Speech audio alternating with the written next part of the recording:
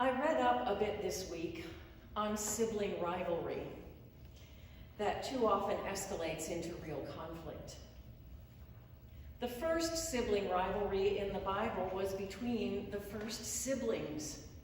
Cain slew Abel when God preferred Abel's offering of meat over Cain's garden vegetables. Nothing can convince me that sibling rivalry doesn't all stem from a fear that love has been withdrawn and the sibling is to blame. Fear of favoritism is powerful, especially when the stakes are high. The stories of brothers fighting on opposite sides of the American Civil War are gut-wrenching and true. The closer your connection, the deeper the animosity. Our reading from Genesis today tells us that we are siblings with many other faiths. Judaism, Christianity, and Islam are often called the Abrahamic faiths, but actually there are more. We have a far-flung spiritual family that all trace back to Abraham. We are brothers and sisters, and the history of our warfare is the history of humanity. Are we doomed to live in perpetual fear of being surpassed or replaced in our parents' or God's favor? We seem to be trapped in the illusion that favor or approval given to anyone else means that we've lost something. If their way is right, or at least not wrong, then does that mean that we are wrong? Sibling rivalry, religious rivalry, racial and political rivalry, it's all the same thing.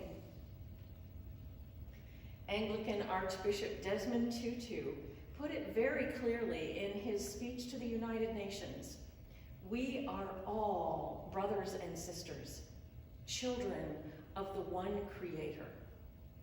No one is more favored or loved than any other. As we contemplate and wrestle with the theme of unity during this Lent, we must ask some hard questions about why such an idea is making people crazy in the world right now.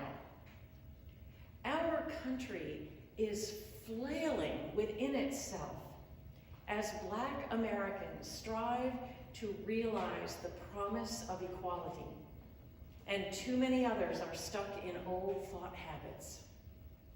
There seems to be fear of acknowledging our oneness with people of other races.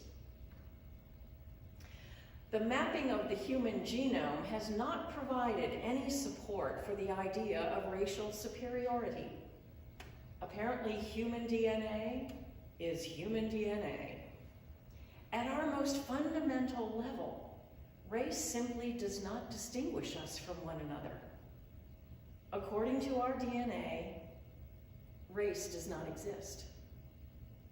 We are united in the human family, brothers and sisters, under our skin. For too many people, this is difficult to accept. The myths around race made slavery possible. When slavery ended, those same myths were necessary to justify what had been done and what was going to be done.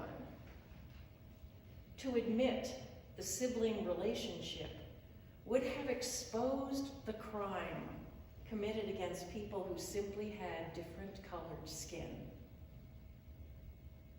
If they are just like us, then we were wrong to have consigned them to slavery, and we owe atonement.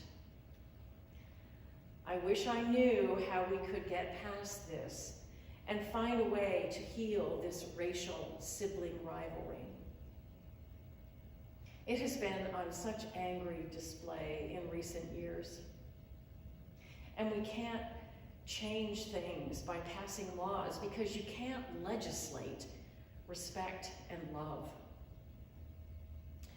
That leaves it to people of goodwill to do as much work as we can to live in the unity that our DNA, Desmond Tutu, and Abraham all proclaim.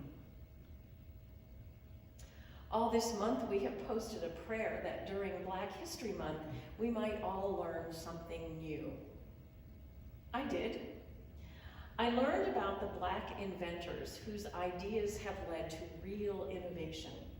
Things like elevator doors that automatically open and shut, the three-way traffic light, the ironing board, not sure if I'm really excited about that one, home security systems, the filament that helped Thomas Edison's light bulb last a long time, refrigerated trucks, dry cleaning, and the first color monitor for the IBM PC were all invented by Black Americans, many of whom were children of people who had been enslaved.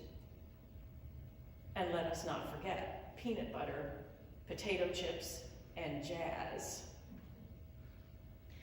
We are a nation blessed by the contributions of our Black brothers and sisters.